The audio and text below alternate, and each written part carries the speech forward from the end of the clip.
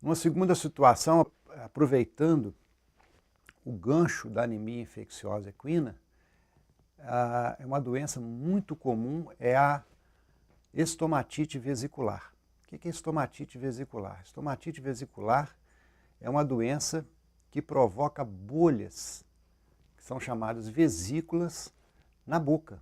Estomatite significa infecção ou inflamação da cavidade oral ou da boca. Vesicular porque provoca vesículas, bolhas. Esse vírus ele tem um comportamento muito semelhante ao vírus da aftosa bovina, da febre aftosa. E é um diagnóstico diferencial de aftosa, por isso a importância epidemiológica desse vírus. Além disso, a estomatite vesicular pode acometer seres humanos, principalmente aqueles imunossuprimidos. Então, existe um controle internacional, um controle sanitário internacional para estomatite vesicular.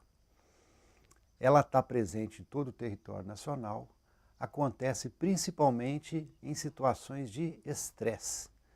Aqui na região sudeste é muito comum o aparecimento dessa doença nesse período de seca, que vai de maio a agosto, de maio a setembro. Nesse período existe escassez de alimento de qualidade. Os animais perdem condição corporal e o sistema imunológico é altamente afetado por essa perda de condição. E nisso os animais manifestam a doença. E essa manifestação, ela coincide com o aparecimento do pendão da maioria dos capins que nós temos na região.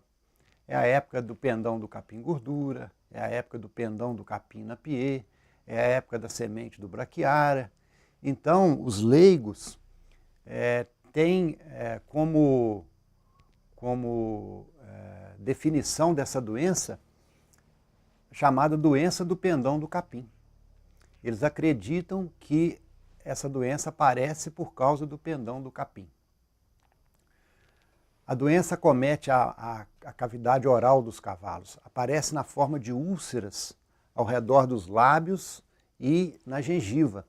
E frequentemente essas úlceras se tornam infectadas, dolorosas, provocam um mau cheiro, às vezes, no hálito, provocam uma halitose nesses animais.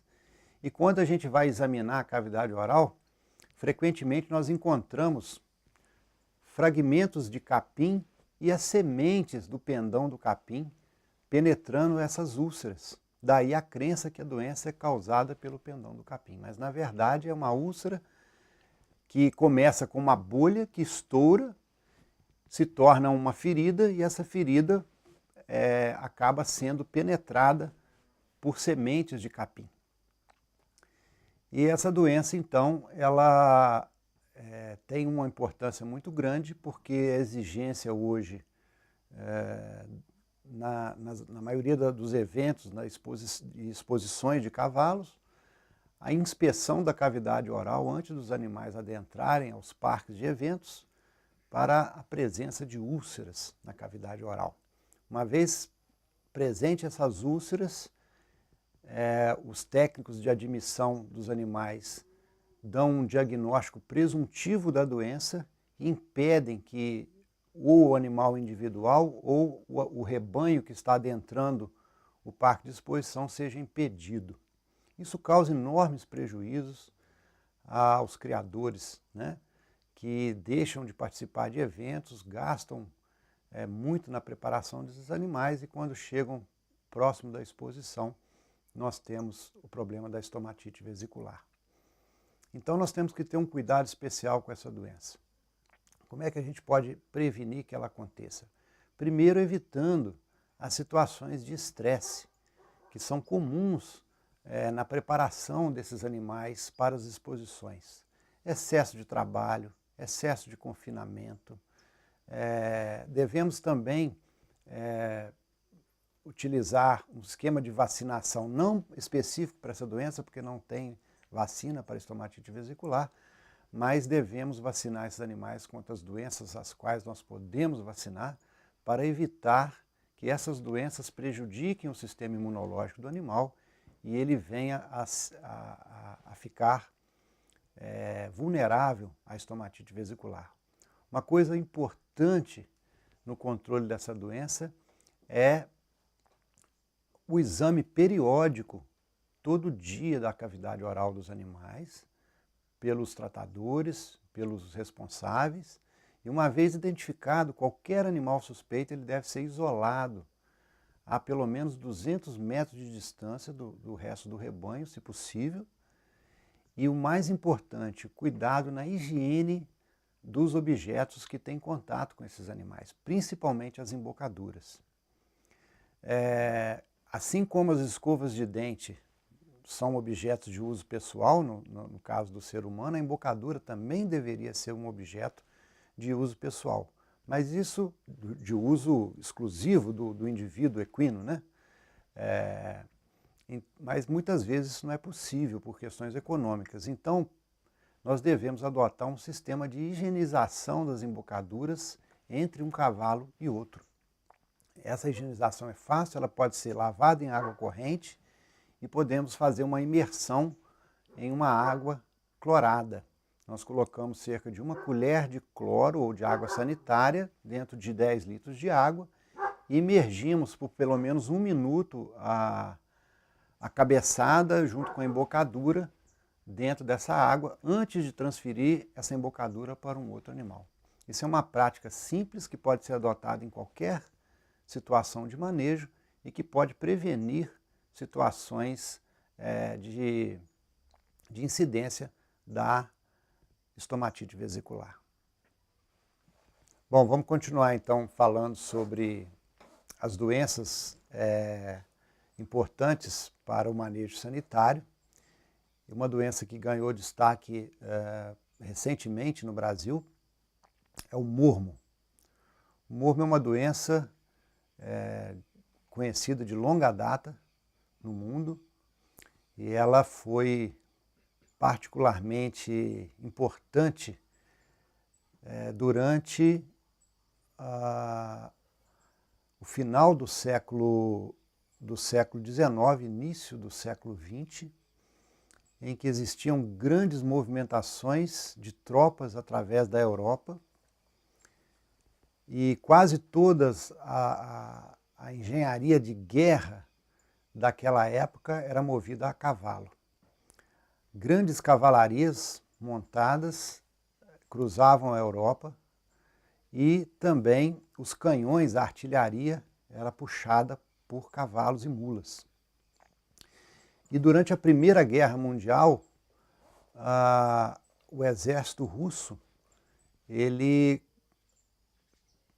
tentou combater o exército alemão utilizando pela primeira vez as armas biológicas e conseguiu isolar de equinos na Rússia a bactéria Burgdorferi malei e disseminou essa doença na cavalaria alemã, provocando grandes perdas para o exército alemão.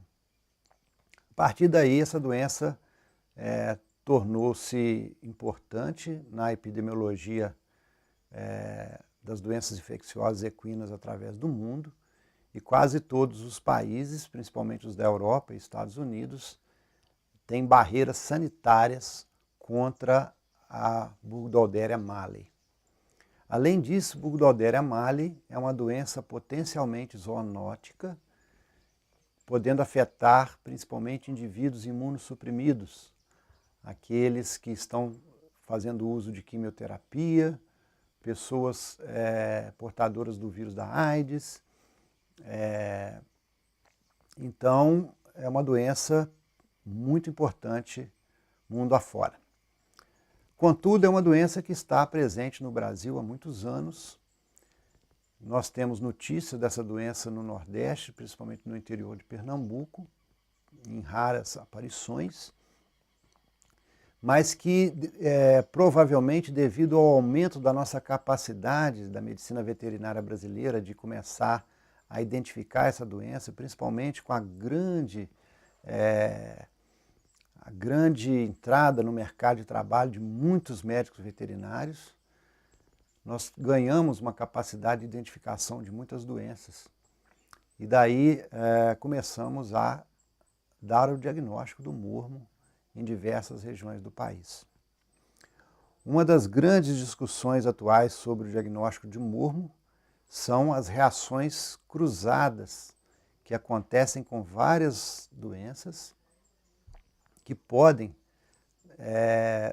provocar falsos positivos com o exame atualmente utilizado no Brasil. O exame atualmente utilizado no Brasil chama-se fixação de complemento. E esse exame ele é muito inespecífico. Ele tanto provoca falsos positivos quanto falsos negativos. Falsos positivos são animais que não têm mormo, mas que dão positivo no exame, e falsos negativos são animais que têm os sintomas da doença, que são portadores da bactéria, mas quando testados dão negativo. Isso tem causado uma polêmica muito grande, porque animais de importantes criatórios das mais diversas raças no Brasil foram diagnosticados com mormo e foram sacrificados. E parte desses criadores, questionando esses exames, enviaram amostras desses animais, principalmente para a Alemanha, onde existem diagnósticos mais avançados da doença, e a doença não foi verificada nesses animais positivos. Isso tem trazido uma discussão muito grande para o meio equestre nacional, e recentemente o nosso ministro da Agricultura determinou que o exame oficial para o mormo equino será feito a partir do Western blot, uma tecnologia muito mais avançada. Existe também uma doença de preocupação internacional, que é uma doença transmitida por carrapatos, chamada babesiose, mas que recentemente recebeu uma nova denominação e passa então a ser chamada de teileriose. É uma bactéria transmitida por carrapatos.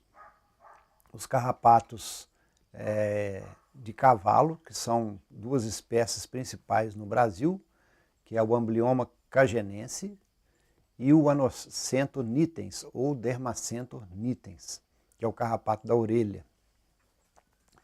Essa doença, uma vez o cavalo infectado, raramente ele deixa de ser portador da doença. A grande maioria dos cavalos no território nacional são positivos para teileriose.